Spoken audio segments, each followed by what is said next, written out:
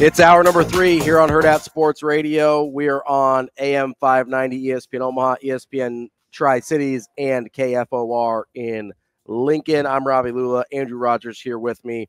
We are joined now on the Warhorse Sportsbook Hotline by our good friend Michael Bruntz from Husker 24/7. Bruntz, what's going on, bud?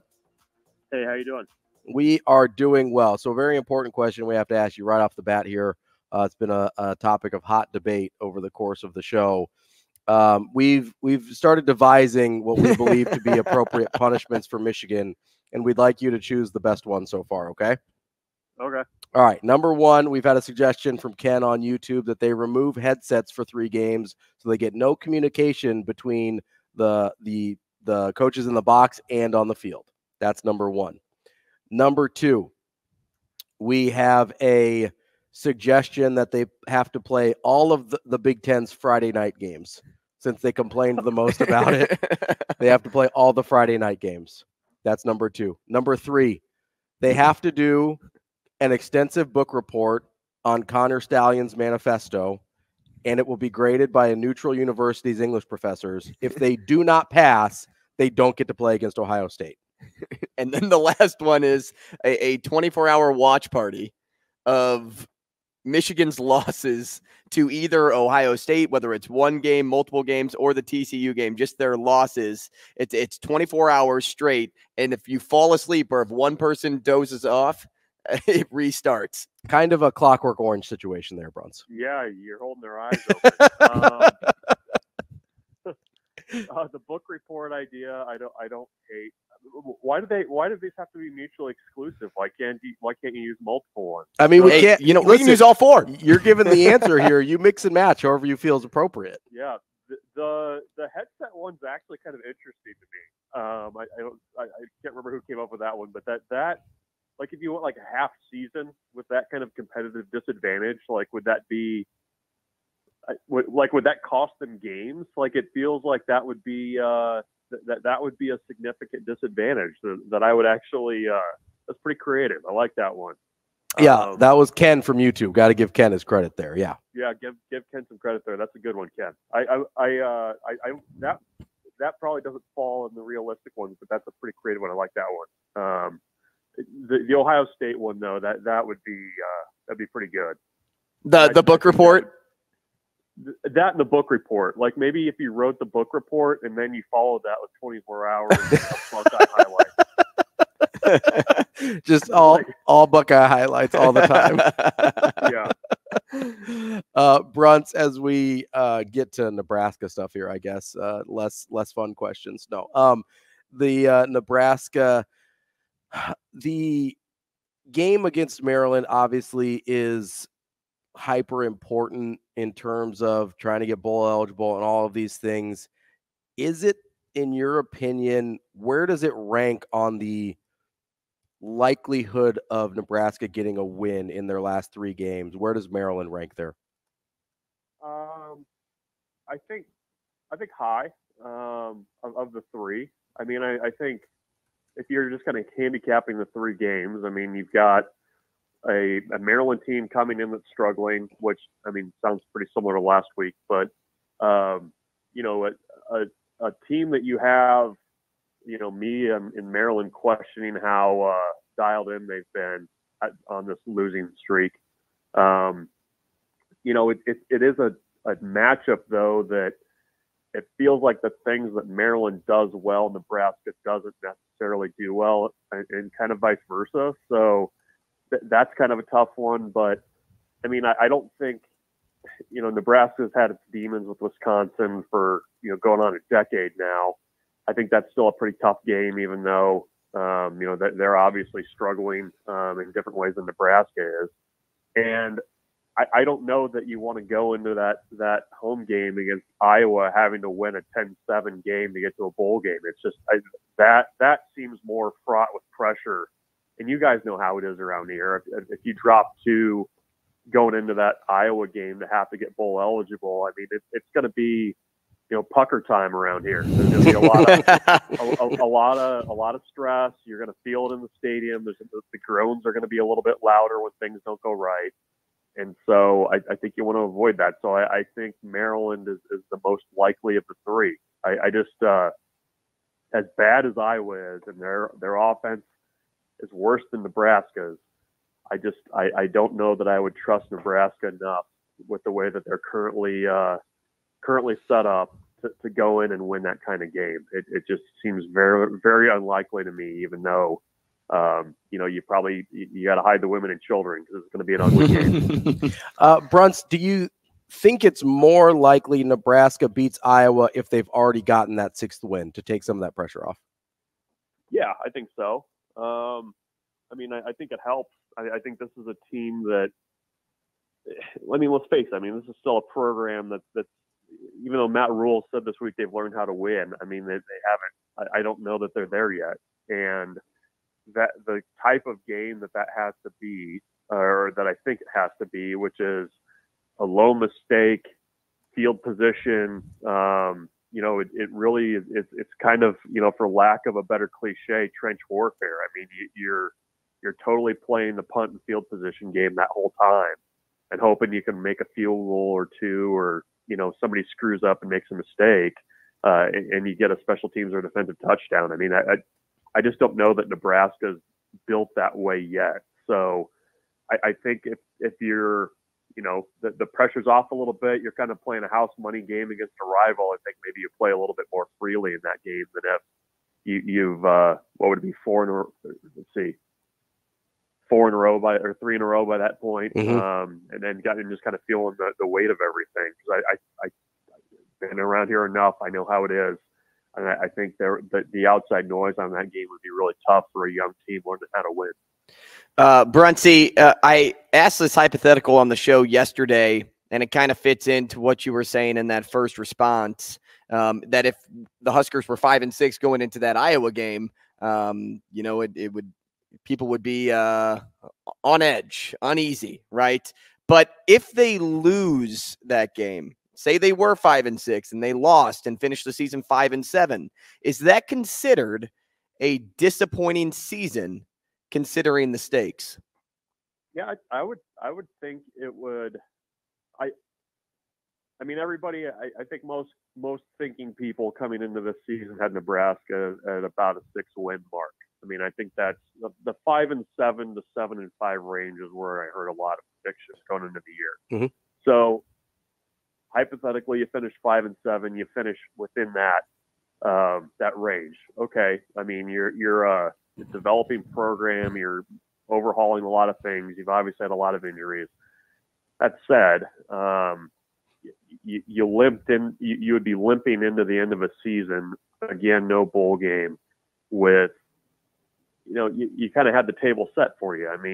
You needed one more win to get bowl eligible. You played a team without a head coach. You would be playing probably a 6-win Maryland team if that's the way things went. You would be playing a Wisconsin team that's trying to find itself under a first-year head coach with lots of injuries on offense to key guys, and an Iowa team with a lame duck offensive coordinator and a quarterback that's probably even worse than what you've got. So, yeah, that would feel a little bit of a letdown going into the end of the season when you're trying to build momentum. So, the bar is 6 wins right now. I think you need to get over that. I know Nebraska's made progress in areas this year, but it would feel like you didn't get the job done when it was, set up pretty well for you to do so. Bruntz, I'm curious, do you think that we'll see a quarterback other than Heinrich Haarberg if Haarberg is healthy? Like, do you think there's a scenario in which either no? No, I don't. I don't. I don't think that that they never considered a change against Michigan State. I don't get the sense that they're saying there's outward confidence about the 2 backups, and that might be the case, but the way things have acted and been carried out to this point, I would not suggest that. Jeff Sims coming in for that little burst of action a couple weeks ago did not look like a guy that was ready to take the ball and run with it. Chubba Purdy, I don't know he's healthy now. I mean, I don't think he's a huge factor there for him right now. I mean, I just don't. Based on what they said this week, I think it's Harburg, and that's who they're rolling with. And if he's healthy, I think they continue to roll with him. You know, there's been a couple games where you're like, okay, maybe if they threw somebody in there now, they'd get a little bit of a spark or whatever, but they haven't done so. And I think at this point, you kind of roll with what you got. And I think that's Heinrich Harburg right now, for better or for worse. Bruntz, there's a lot that needs tinkering, but Michael Bruntz thinks Nebraska needs to start where? In season or after in season, right now?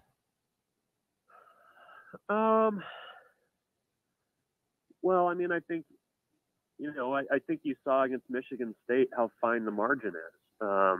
If you get a couple big plays in that game and literally 2 or 3 on offense, that game looks a little bit different. I think, the tinkering needs to be, how do you find 4 big plays on offense during the course of a game? Whether that's Heinrich Harburg doing it with his feet, whether that's, a deep ball to Lloyd or Coleman or something like that. That's one thing you got to find a way to scheme up. The other, I mean, I'd like to see a little bit more of the backs. What do you have, like 27 combined carries between Grant and Johnson, with a little bit of Josh Fleek sprinkled in there as well. I mean, that's fine. But I think, I think the Maryland game is the type of game where, Nebraska should up front be able to get something done with a traditional running game. And I think sometimes they've gotten away from that a little bit quickly. I think sometimes they've gotten away from that when it's been working. I mean, I think the first drive of the Michigan State game, or the second half of the Michigan State game, is a good example of that, where you get, 2, 10-yard plus runs, and then, you just don't go back to it. So I'd like to see a little bit more of that. But I mean, I think this offense right now is kind of, who they are. And you just got to try to take care of the ball as much as you can, find a couple big plays, and let Emmett Johnson and Anthony Grant work a little bit more. I think that's kind of the recipe going forward. Bruntz, let's answer the other half of that question. You asked in season or after the season. Let's address the after the season part. Obviously, quarterback's a situation they're probably going to address, but what are your biggest areas of, hey, Nebraska really has to hammer this and get it right in the offseason going into next year based on what we've seen so far? Quarterback. I mean, I think that's the big one. It's the most important position on the field, and I think Nebraska has taken small steps with offensive line. I think, running back, you're probably going to need to add more depth there. They don't have a current running back commit in the class, so you're probably looking portal there. But you got to find a way to get the quarterback position right, whether that's coaching up Harburg. I think you got to go into the portal and find somebody. I'm not convinced that Nebraska's starting quarterback for next season is on the roster right now. I mean, I don't think that's a real hot take, but you're adding Danny Kaler into the mix, which I think he's got a bright future, but you've got to find a way to get a couple guys in that group that you feel good about rolling into 2024 with. So that's going to be where all eyes are. And the offensive line is kind of going to be an interesting thing, because you've got a lot of veterans right now. You're probably going to flip that group somewhat, because you kind of have a lot of old guys and a lot of young guys. So how do you kind of bridge that gap? I'll be interested to see how they do that. But I mean, it's a simple answer, but I mean, quarterback's the biggest to do for this team in the offseason. Bruntz, if Nebraska had a league average quarterback, how many wins would they have right now? Well, you a league average. Well, a different league than the Big Ten West. I was going to say that's a pretty wide. I don't know if you want to go average there. Do you want to go median? No, I would say. Well, I mean, Minnesota. I mean, I think Minnesota. You probably win that one. I think you probably have a pretty good case to be made that you beat Michigan State on the road. And that's not, to hang those losses on strictly on the quarterback spot, but I mean, if let's just say you're able to complete 60% of your passes versus, what they are now, or, a little bit higher level, things look a lot different. And, if you have somebody that with a little bit of ability to run too, I think that would be even better for this offense. So, yeah, I mean, I think those two, you probably circle those more than others, that you would have had a pretty good shot there to be sitting bowl eligible right now, with a little bit better, and a little bit more, mainly just more efficiency. I mean, if you solve the turnover problems, I think this team would be a lot better off for it, because they've got the defense to back that up, and special teams has been at least good enough at times to hold up its end of the bargain too. Bruntz, Maryland has turned the football over 9 times in the last 4 games. For a defense that doesn't force a lot of turnovers, how important will it be to find ways to exploit those offensive flaws? Because as we know, they put some emphasis on that this week, even hearing from Tony White on Tuesday. Yeah, well, Michigan State had turned over the ball about as much as Nebraska had done in the last week too. So, true. It's not a guarantee that past performances equal results for Nebraska's opponents. Yeah, they got to get a couple turnovers. I mean, the turnover stat is the biggest for this team. If you can at least keep it close to even, I'm not even talking about winning the turnover battle, but just keeping it at 0, I think would be a big win, and probably, results in a win for Nebraska. But yeah, I mean, I think, from what Tony White said on Tuesday, and I think this is true if you kind of go back and watch that Michigan State game. I mean, the defense was playing on its heels in the first half. They still played well enough to win. They played well enough, but maybe not as well as they had in previous weeks. So I'm expecting a little bit more aggression in the play calls from Tony White. Certainly Maryland's quarterback presents some issues with his ability to run around and keep plays alive. But, you're at home. This is kind of a must win. You're coming off a performance that you felt like wasn't really up to snuff. And even the Purdue game, I mean, I think they kind of felt the same way. So this is a chance to go out and be a little bit more aggressive, and maybe you do force a couple turnovers and get off to a quick start finally. So, the turnover piece of it's going to be big. And like I said, I mean, based on what Tony White said Tuesday, I don't think that they're going to be just sitting back and turning this game into a 7-on-7 matchup. That's not a recipe to beat Maryland, who's pretty darn good through the air. Yeah, Bruntz, as you kind of watched Nebraska struggle against not a great, and maybe struggles too strong of a word, but have some lapses against not a great Michigan State passing attack. I guess, where's your level of confidence in that defense, and particularly the secondary, going into a game against a much better passing team? Yeah, I mean, I think okay. I mean, I think in some ways that the skill players on Purdue's roster feels somewhat similar to what Maryland had, or Purdue and Maryland feel kind of similar in that way. I think as much as, you want to focus on the secondary in this game, to me, it's more about what can Nebraska get done up front. I mean, if Hutmacher and Ty Robinson and Cam Linhart and those guys and Jamari Butler and those guys are able to get pressure and win one-on-ones up front, I mean, that's a huge thing. And I didn't think against Michigan State that the defensive line had a great, maybe first 2.5 quarters in that game. I felt like Michigan State was able to kind of control things at the line of scrimmage, even though they weren't running the ball particularly well, but I mean, they protected well enough. So I'll be watching those guys, because on that 3-game win streak that Nebraska had, none of those teams had interior linemen that could handle Hutmacher and what those guys were able to do. So I think that's going to be real important for them to kind of be able to handle things, because where you run into trouble is if you've got, above average skill players, you're having to cover for 5, 6, 7 seconds. I mean, that's a tough recipe. So if those guys up front have a good game, I think Nebraska's defense will be okay. And like I said, I mean, I think Nebraska has to force the issue a little bit more too earlier on if they're not winning those battles. So we'll see how they kind of adjust, but I would expect a little bit more aggression this week. Bruntz, we heard it from Coach Rule. Coach White really took on the blame too. What do you think of the ownership this staff took on the loss last weekend and how that possibly impacts the players from a confidence standpoint this weekend? Yeah, I mean, I think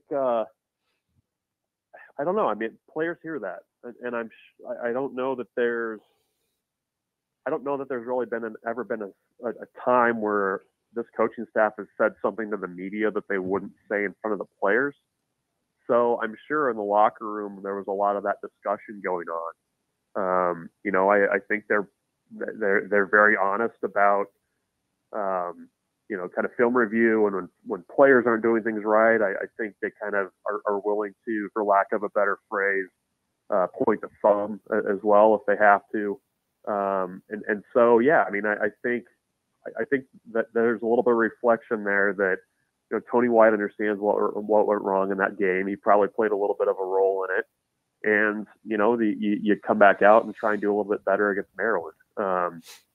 You know, there's going to be a little bit of pressure on both sides of this game. I mean, Maryland probably sees this as their best opportunity to get to a bowl game too. So they're going to be a little bit more dialed in. But, you know, I don't think that I don't think Nebraska is going to have too much trouble bouncing back from the way Michigan State played out. And I think part of that is, you know, this coaching staff's really coaching these guys hard. They have all season. And I think they understand as they get to November, you kind of have to do that a little bit more. And part of that is accepting it when maybe you haven't been up to snuff too. Bruntz, about 90 seconds left here. I wanted to switch gears real quick. Obviously, you're a Miller North guy, and there was some big news in the Miller North family this week with Coach Fred Petito retiring after 41 years. I know he didn't get his first state title while you were there. He waited until a young, intrepid reporter took over as sports editor from you in around 2002. But wanted to just see if you had any, I guess, thoughts or memories about just covering Coach Petito back in the early 2000s and his time at Miller North. Yeah, no, I always he was always really generous with his time, more so than he should have been probably with high school journalists and talking through things. And I mean, you have to remember, I was at Miller North from 99 to 2002, and during that time, I mean, they had some good teams, and they, you know, fell short in some pretty disappointing circumstances. I mean, they had the 01 team goes out to North Platte and gets beat by you know, really upset by North Platte, and a young Danny Woodhead kind of ran wild that day. Yep. And I know there was a lot of disappointment on you know, his part, especially after that game, that, you know, they felt like they had a team that was a state title winner. And, you know, he just kind of kept, you know, one foot in front of the other. The offense never changed. And, you know, a lot of great players came through there, in large part because of his coaching and also just the love that he had for that program. That's Michael Bruntz from Husker 24/7. Bruntz, we appreciate your time. As always, we'll talk to you again next week. Thanks, guys. Take care. Thanks, Bruntz. Coming up next, we've got a little bit more of that Hurrdat Hot Seat here on Hurrdat Sports Radio.